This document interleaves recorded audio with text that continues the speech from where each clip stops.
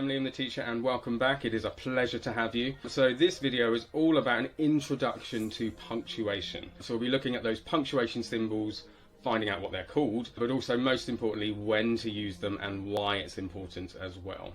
Alright, so just a quick reminder that all resources used in this video are available on the Liam the Teacher website, and that is www.liamtheteacher.com, and they're available to download in PDF format. Lastly, please do not forget to like, share and subscribe, and without further ado, here goes.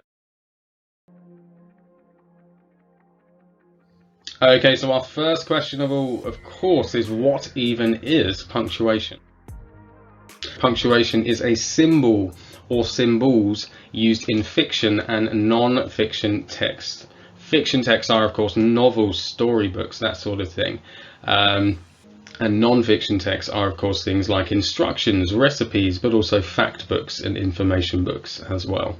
Not only is it used in reading, is it important in reading, it's also very important and used in writing. Nowadays, of course, that's relevant with typing as well. So we don't always write things by hand, we type things as well. And that's not just computers, that's a number of different devices that are used today as well, as we all are aware.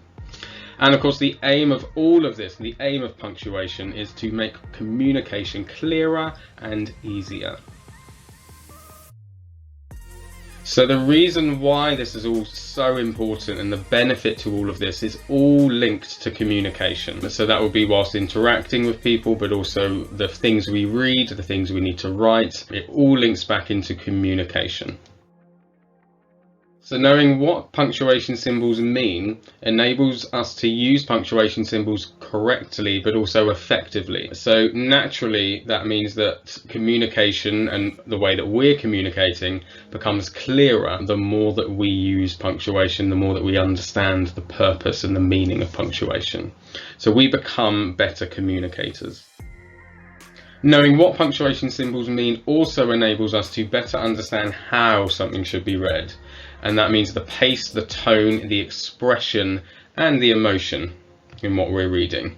So this helps us to better understand what a piece of text means, generally speaking, but also how it should be read. So our use of punctuation is very important. And here's where the more functional aspect comes into it. So not only informal contexts like writing personal emails, messaging somebody via social media perhaps, text messaging, which I think people still send nowadays, but also commenting on things, chat rooms, forums, all of these things. So if you were to use correct punctuation within all of those contexts, you're going to be clearer to everybody else. Equally in a more formal context, so that's essay writing, letters of application, perhaps for in college or employment. You also want to be using that punctuation correctly to come across in an appropriate way. Okay, so having a look then at our example. So this has no punctuation, not even capital letters. So I think if we read it through, we can see how this might affect what we're reading. John said, "Hi Fred, how are you?" But Fred's headphones were too loud for him to hear. I'm surprised I got through that in one go. We had no indication of when to pause, the tone of the words, we had no information about that. John has said something, however the tone hasn't changed there because we've kind of just read this as if it's just all a blank slate. We've got no indication of when to pause, when to raise our tone of voice perhaps. So already we can see that this one's a bit visually clearer even. We can look at that and it looks easier to navigate. There looks like there's some indications of what we should do there. So let's read it straight through and let's be mindful of our pace, volume, tone and where we pause. John said, "Hi Fred, how are you?" But Fred's headphones were too loud for him to hear. So reading that through straight away, I didn't give it too much thought, but I kind of subconsciously knew where to pause, that there was some speech going on, there was a question mark, so my tone went up slightly, and then we had our ellipsis at the end of the sentence, those three dots which are trailing off of thought or a building of suspense.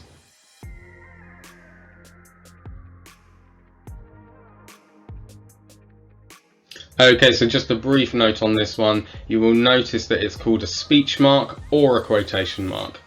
This punctuation symbol is in fact and can be used for both speech and a quotation. So those two terms are used interchangeably. So you might hear both, but also either or is appropriate for that.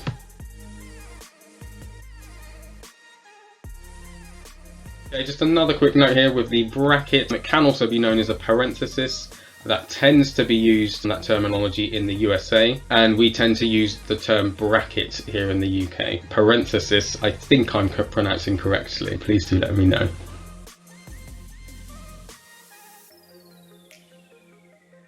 So already we see that understanding and interpreting and good use of punctuation as well can act as almost a cognitive map, a logical sequence, an identifier, a marker as to how we should interpret and read a text.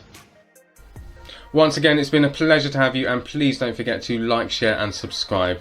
Please also have a look at the Liam the Teacher website at www.liamtheteacher.com, and that's for more videos but also downloadable PDF resources.